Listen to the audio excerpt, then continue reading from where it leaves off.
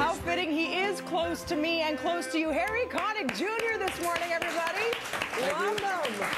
It is so good to have you here in our brand new home. We were just chatting. It's approved by Harry. This is awesome. This is such a great studio, and it's got such a great view, and it's so nice and fresh and clean. It's really cool. It's such a good feeling. Yeah. And so good to see you. Welcome back in town. I actually interviewed you a few years ago, and you're always a fan of Toronto. You enjoy the city. Oh, yeah. No, Toronto's great. I have a lot of Canadian connections. My great-grandma was from Quebec, and my father-in-law's from Red Deer, Alberta. So whenever I come to Canada, I feel real at home. Oh, that's great. Even though I don't sound like I'm from anywhere around. I wish more of us had your accent. I love it.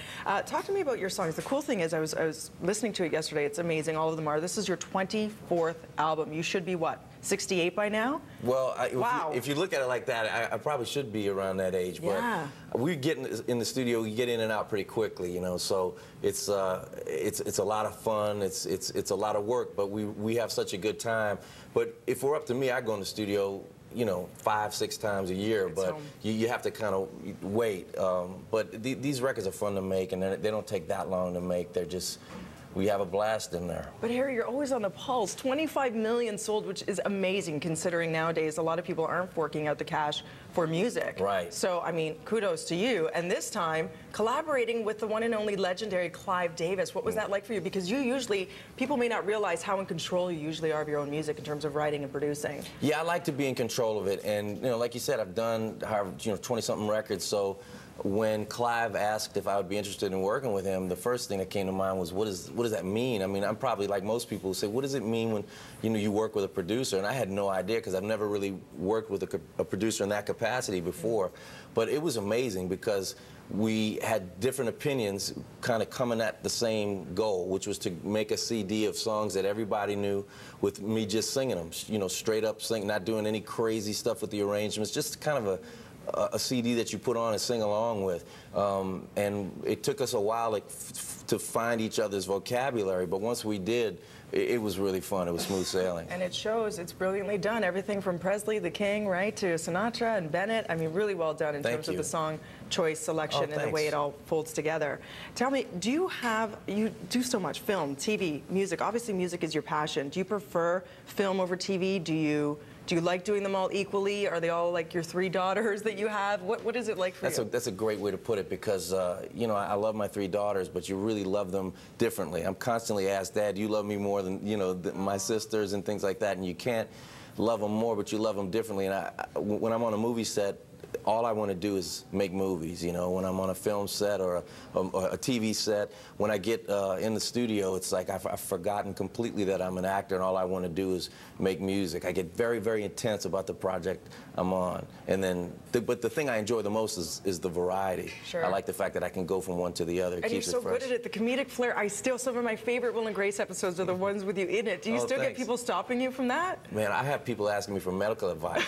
You know what I'm saying? Like, I don't even know what kind of doctor I was, much less that I was a doctor on television. People asking me all kinds of questions. So no, it was because they never did tell me what kind of doctor I was. I always seemed to be a different kind of expert every episode. We call on you for everything, and you're going to stick around for a second segment. We're going to talk about so much more with Harry. To pick up the latest album, harryconnickjr.com. It actually isn't available till September 22nd. It's called Your Songs. More with Harry after this. Right now, over to another fan, Kevin Frankish in the newsroom.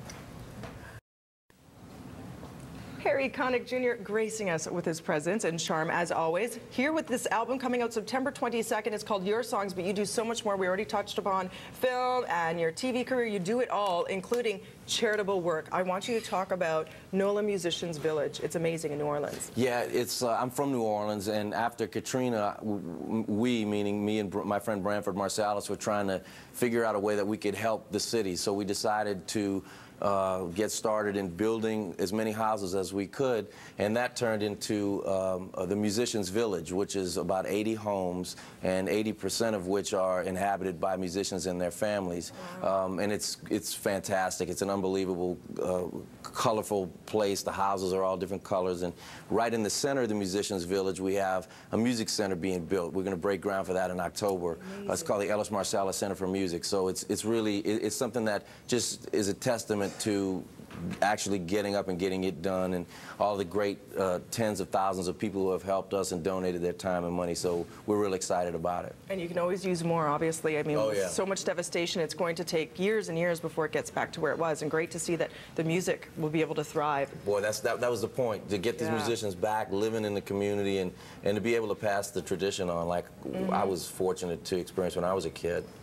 I'm telling you, between you, Mike Holmes, who's doing Canada Proud with his work there, as well as Brad Pitt, I think it really helps, don't you find, when you lend your celebrity to a cause that's so important, because you see change. Yeah, I mean, I was one of these people that I hated that. Like, it always looked like celebrities were doing things because they wanted to be on camera. And then I realized, wait a minute, I think that's maybe why I'm here, you know. I think I can really do something to help, and so I completely changed my attitude, and I understand the perspective a little bit differently now, because, you know, you serve as a means of information for people who may not know about it. Just like we're talking right now, some people may not know about NOLA, musiciansvillage.org, and it's a good opportunity for me and for them.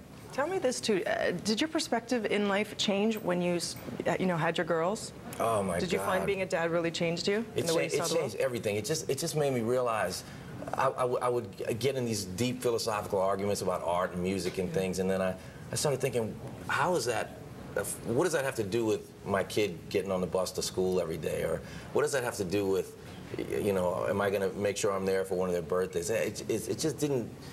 It kind of paled in comparison, you know. So I think I grew up a lot with the birth of my first child, and now I have 3 daughters. And beautiful wife. Oh man, I feel very, very lucky. This is this is the time that I think I'll look back on and say that was the best time of my life. Oh, that's so sweet. And you mentioned birthdays. Funny, because someone's having a birthday this Friday. Someone's turning, I don't know, 28. He looks like that, but he's got enough albums to be 69. We'll figure out a middle ground there. So we figured we'd spare no expense, Harry.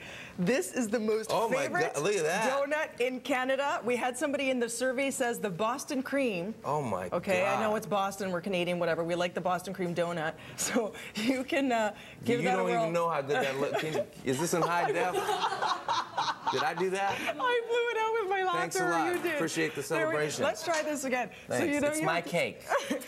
It's your party. Okay, ready, Harry? Oh, that's so sweet. Go. So make a wish.